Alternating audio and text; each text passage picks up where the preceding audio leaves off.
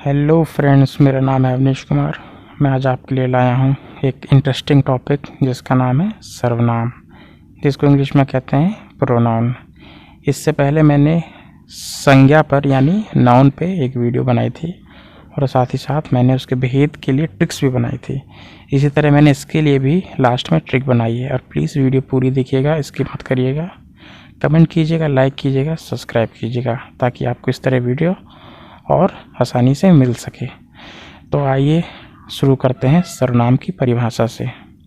सर्वनाम के शब्द में ही इसका पूरा मतलब छुपा हुआ है। सर्वनाम का मतलब होता है सबका नाम, यानी कि ऐसा शब्द जो सबके नाम की जगह इस्तेमाल होता है। क्योंकि सबका नाम हम बार बार नहीं बोल सकते हैं, तो इसलिए हम उन नामों की जगह जो शब्द इस्तेमाल करते हैं उसी को क्या कहते हैं, सर्वनाम कहते हैं। जो शब्द संज्ञा के नामों की जगह प्रयुक्त होते हैं उन्हें सर्वनाम कहते हैं। हिंदी में मूल रूप से यानी ओरिजिनली 11 तरीके के सर्वनाम हमारे होते हैं। मैं, तू, यह, वह, आप और आगे दिए हुए हैं। अब देख लीजिए जो कि हमें याद रखना बहुत ज़रूरी है। फिर उसके बाद हमारी बात आती है उसके भेद के बारे में। सर्वनाम में 6 भेद होते हैं। संज्ञा में 5 थे, याद रखिएगा, लेकिन सर्वनाम में 6 प्रकार के भेद होते हैं जिसको याद करना टफ होता है। लेकिन मैंने बहुत ही आसानी से इसके लिए ट्रिक बनाई है जो कि लास्ट में है। वीडियो पूरी देखिएगा प्लीज़।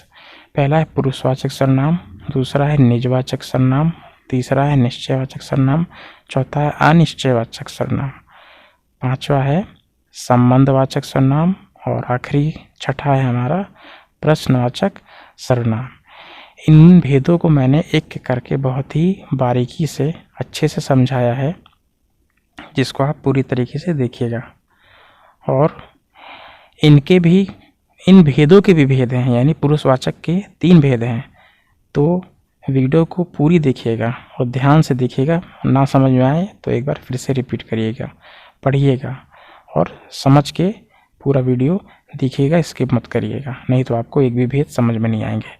तो चलिए पहला देखते हैं भेद, पुरुषवाचक सर्वनाम। पुरुषवाचक सर्वनाम, जैसा कि पुरुष का मतलब होता है पर्सन, यानी कि जिन शब्दों से व्यक्ति का बोध होता है उन्हें क्या कहते हैं, पुरुषवाचक सर्वनाम कहते हैं। यानी जो संज्ञा में व्यक्तिवाचक संज्ञा था हमारा, तो उसकी जगह जो शब्द इस्तेमाल होते हैं उन्हीं को क्या कहते हैं, पुरुषवाचक सर्वनाम कहते हैं। यानी कि इसका प्रयोग स्त्री और पुरुष दोनों के लिए किया जाता है, साथ ही साथ सुनने वाले के लिए यानी श्रोता के लिए और बोलने वाले के लिए भी, यानी वक्ता यानी जो नरेट करता है और जो सुनता है यानी लिसनर, दोनों के लिए किया जाता है। तो उसे क्या कहते हैं, पुरुषवाचक सर्वनाम कहते हैं। अब इसके बाद बात आती है इसके उदाहरण की, जो कि मैंने निम्न प्रकार से दिए हुए हैं। याद रखिएगा पुरुषवाचक सर्वनाम के भी 3 भेद और हैं, तो ध्यान से इनके भेदों को भी समझिएगा, क्योंकि मैंने इनके भेदों को बहुत अच्छी तरीके से समझाया है। जैसे मैं, तू, वह, हम, वे, आप, उसे, उन्हें, यह और भी तमाम पुरुषवाचक सर्वनाम होते हैं। तो इनमें जो मैंने उदाहरण लिखे हैं इनमें हमारे 3 भेद और हैं, जिसको इंग्लिश में first person, second person, third person कहते हैं। इंग्लिश में आप लोगों ने सुना होगा, लेकिन हिंदी में आते हैं, हिंदी में देखते हैं हिंदी में क्या कहते हैं इन्हें। फर्स्ट पर्सन को क्या कहते हैं, सेकंड पर्सन को क्या कहते हैं और थर्ड पर्सन को क्या कहते हैं। तो पुरुषवाचक सर्वनाम में मैंने तीनों को इस तरीके से दिया गया है। देखिए, फर्स्ट पर्सन को उत्तम पुरुषवाचक कहते हैं, सेकंड पर्सन को मध्यम पुरुषवाचक कहते हैं और थर्ड पर्सन को अन्य पुरुषवाचक सर्वनाम कहते हैं। अब चलिए एक एक करके इन तीनों को हम बारीकी से समझते हैं। तो पहला है हमारा उत्तम पुरुषवाचक। जिन शब्दों का प्रयोग कहने वाला खुद अपने लिए यानी खुद के लिए करता है तो उन्हें कहते हैं उत्तम पुरुषवाचक, यानी सेल्फ के लिए, खुद के लिए। जैसे मैं, हम, हमारा, मुझे, मुझको, मतलब खुद के लिए कर रहा है, ना कि सामने वाले के लिए, ना ही किसी अन्य, ना ही थर्ड पर्सन के लिए कर रहा है। यहाँ पर खुद के लिए कर रहा है।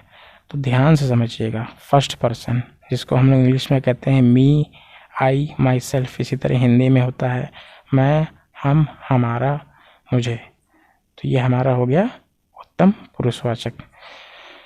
फिर इसके बाद हमारा आता है अगला मध्यम पुरुषवाचक, जिसे कहते हैं सेकंड पर्सन। जिन शब्दों, देखिए ऐसे शब्द जो सामने वाला यानी सुनने वाले के लिए हम जिन शब्दों का इस्तेमाल करते हैं उन्हें कहते हैं मध्यम पुरुषवाचक सर्वनाम। इसके लिए उदाहरण दिया हुआ है तुम, आप, तू, तुझे। मतलब हम सामने वाले को बोलते हैं ना इंग्लिश में यू, हिंदी में बोलते हैं आप, तुम, तुम्हें, आप लोग, तुमसे। ये सारे शब्द हमारे हो गए मध्यम पुरुषवाचक। फिर उसके बाद आखिरी आता है हमारा अन्य पुरुषवाचक सर्वनाम। देखिए इसमें डेफिनेशन क्या दी गई है, जो व्यक्ति उपस्थित नहीं है, यानी कि फर्स्ट पर्सन और सेकंड पर्सन के अलावा यानी थर्ड पर्सन, यानी खुद के लिए और सामने वाले को छोड़कर दुनिया में जितनी भी चीज़ें हैं वो क्या है, थर्ड पर्सन है। याद रखिएगा, हम और आपको छोड़कर तीसरा जो भी व्यक्ति है वो क्या है, हमारा थर्ड पर्सन है। हमको और आपको छोड़ दें यानी खुद के लिए और सामने वाले को छोड़ दें तो वो थर्ड पर्सन होता है। इसके बाद देखिए दूसरा भेद आता है हमारा, देखिए हमारा पुरुषवाचक सर्वनाम के जो है 3 भेद मैंने बता दी। अब आता है हमारा निजवाचक सर्वनाम। क्या था, निज का मतलब होता है अपना यानी खुद का, ठीक है। यानी कि ऐसे शब्द जो खुद के लिए यानी स्वयं के लिए इस्तेमाल होते हैं। जैसे यहाँ पर दिया हुआ एग्जाम्पल, हमें, तुम, अपने, आप या अपने आप। कहते नहीं है ये मैंने काम स्वयं किया है यानी खुद के लिए किया है। तो इस तरह के उदाहरण निजवाचक के लिए हैं। अगला है हमारा निश्चयवाचक सर्वनाम।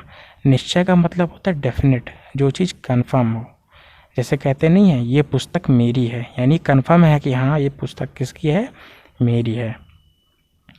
तो ऐसे शब्द हमारे क्या कहलाते हैं, निश्चयवाचक सर्वनाम। जैसे कहते हैं वह मेरा गांव है, यानी कन्फर्म है कि हाँ वो मेरा ही गांव है, मतलब एक फोर्सली हम किसी चीज़ पे हक जमाते हैं, तो वो हमारे हो गए निश्चयवाचक सर्वनाम। अब अगला आता है हमारा अनिश्चयवाचक सर्वनाम। ये निश्चय का उल्टा है जस्ट, यानी कि उसका विपरीत है। अनिश्चय का मतलब होता है जो कन्फर्म ना हो, नॉट डेफिनेट, कन्फर्म ना हो, जिसमें आता नहीं है जैसे शब्द आते हैं कभी या आ गया, कुछ आ गया, या किसी आ गया, या कौन आ गया। इस तरह के शब्द हमारे क्या होते हैं, अनिश्चयवाचक सर्वनाम होते हैं। उसके बाद हमारा 5वां आता है संबंधवाचक सर्वनाम।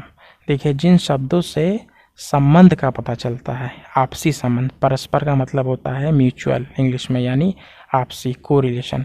ऐसे शब्द जिससे संबंध का पता चलता है उन्हें क्या कहते हैं, संबंधवाचक सर्वनाम कहते हैं। एग्जाम्पल यहाँ देख लीजिए, जैसे शब्द इस्तेमाल होते हैं जैसी, वैसी, जैसा, जो। जैसे कहते नहीं है जो जैसा करेगा वो वैसा भरेगा, यानी इसमें जैसा या जैसी शब्द है, संबंध उसमें आ रहा था। अगला लास्ट आता है हमारा प्रश्नवाचक सर्वनाम। सबसे इजी सर्वनाम यही है, प्रश्नवाचक सर्वनाम। नाम से ही पता चल रहा है, ऐसे शब्द जो हम सर्वनाम में प्रश्न के तौर पर यानी क्वेश्चन की तरह इस्तेमाल करते हैं। जैसे क्या हो गया, कौन हो गया, और आप देख लीजिए तमाम। अब लास्ट में हमारा आता है ट्रिक टाइम। देखिए मैंने ट्रिक बनाया है काफ़ी मेहनत से, प्लीज़ ट्रिक को आप देखिएगा। पुरुष सोचता है निस्संबंध निश्चय है या अनिश्चय है, यानी कि व्यक्ति ये सोचता है कि जो अपना निजी संबंध है वो निश्चित है या अनिश्चित है। तो ये मैंने 6 की ट्रिक बनाई है, आप वीडियो पॉज करके इसे देख लीजिएगा। थैंक यू, धन्यवाद।